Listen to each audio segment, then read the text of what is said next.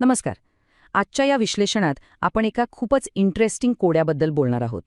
आधुनिक भारताची सामाजिक जडणघडण समजून घेताना दोन मोठ्या शक्ती कशा काम करतात, एक आहे संस्कृतीकरण आणि दुसरी पश्चिमीकरण. हा विचार करण्यासारखा प्रश्न आहे, नाही का?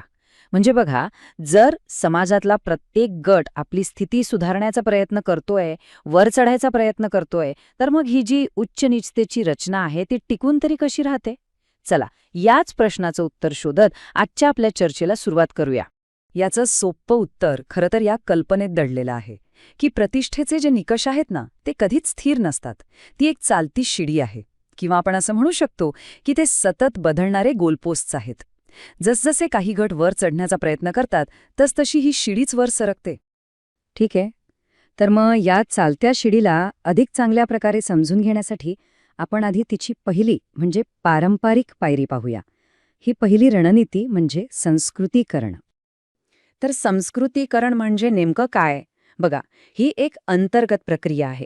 यामध्ये ज्या जातींना सामाजिकदृष्ट्या खालचं मानलं जातं त्या वरच्या जातींच्या, विशेषतः ब्राह्मणांच्या धार्मिक विधी आणि त्यांच्या जीवनशैलीचं अनुकरण करतात. का? तर समाजात आपला दर्जा उंचावण्यासाठी. मग ह्यात नक्की काय काय केलं जातं? तर यात अनेक गोष्टी येतात. शाकाहार स्वीकारण्यापासून ते जानव घालण्यापर्यंत, विशिष्ट देवतांची पूजा करण्यापर्यंत, ते अगदी उच्च जातींप्रमाणे बोलण्याची आणि कपडे घालण्याची पद्धत स्वीकारण्यापर्यंत.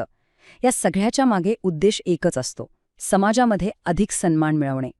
तर एकीकडे संस्कृतीकरणाची शिडी चढली जात होती, पण त्याचवेळी उच्च गटांनी आपली जागा टिकवून ठेवण्यासाठी एक नवीन, एक आधुनिक झेप घेतली. आणि हाच तो दुसरा मार्ग, पश्चिमीकरण. पश्चिमीकरण ही संस्कृतीकरणाच्या जवळपास विरुद्ध असलेली प्रक्रिया आहे. हा बदल बाहेरून आला, म्हणजे ब्रिटिश राजवटीमुळे.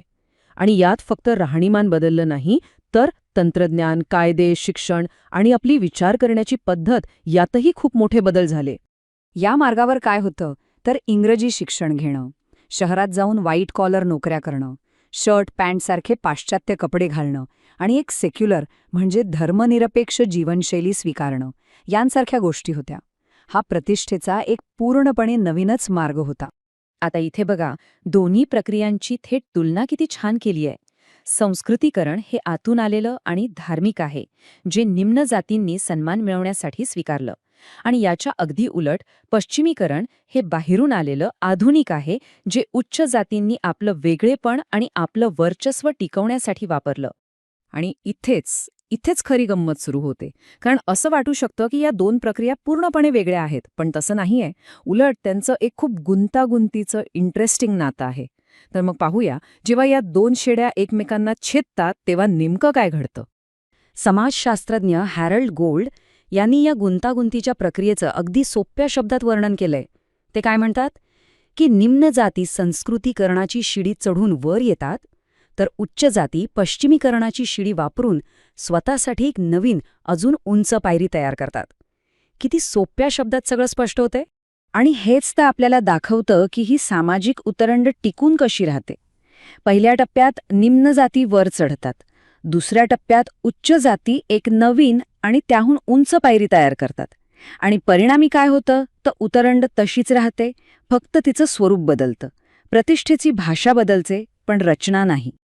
आता एक मोठा विरोधाभास पाहूया. आपल्याला असं वाटू शकतं की पश्चिमीकरणामुळे संस्कृतीकरण संपलं असेल किंवा कमी झालं असेल.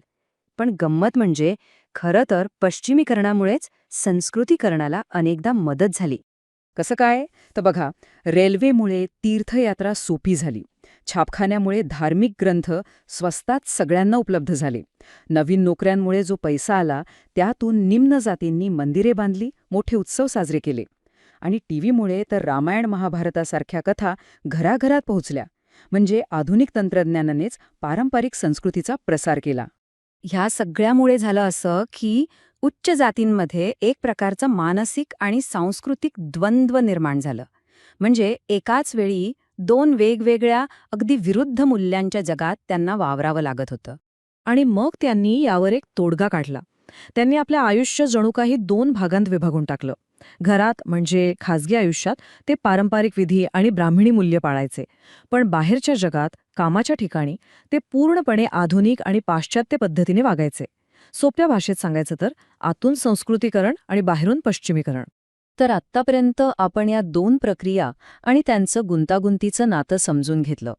पण या सगळ्याचा भारतीय समाजावर एकूण परिणाम काय झाला? प्रतिष्ठेचे नवे नियम काय बनले? चला, आता आपल्या विश्लेषणाच्या अंतिम टप्प्यात तेच पाहूया. ह्या तक्त्यावरून आपल्याला काय दिसतंय? तर निम्न जातींना प्रतिकात्मक म्हणजे सिंबॉलिक प्रगती मिळाली. उच्च जातींनी इंग्रजी शिक्षण आणि आधुनिक नोकऱ्यांच्या माध्यमातून आपलं वर्चस्व कायम ठेवलं. आणि समाजात एक नवीन मध्यमवर्ग उदयास आला, जिथे प्रतिष्ठा आता फक्त जातीवर नाही तर शिक्षण आणि जीवनशैलीवर जास्त अवलंबून आहे. तर शेवटी यात कोणाचा विजय झाला असं म्हणता येणार नाही. त्याऐवजी या दोन्ही प्रक्रिया एकत्र येऊन एक नवीन, एक मिश्र अशी अभिजन संस्कृती तयार झाली, ज्यात पारंपरिक ब्राह्मणी आणि आधुनिक पाश्चात्य हे दोन्ही घटक आपल्याला दिसतात. आणि शेवटी एक प्रश्न जो विचार करायला लावणारा आहे. आपण हे सगळं भारताच्या संदर्भात पाहिलं, पण आज बघा, जगभरात सगळ्या संस्कृती कशा एकमेकांमध्ये मिसळत आहेत. मग असं तर नाही ना की आपण सगळेच कुठल्या ना कुठल्या स्वरूपात अशाच एका चालत्या, कधी न संपणाऱ्या प्रतिष्ठेच्या शिडीवर चढण्याचा प्रयत्न करतोय? यावर विचार करायला नक्की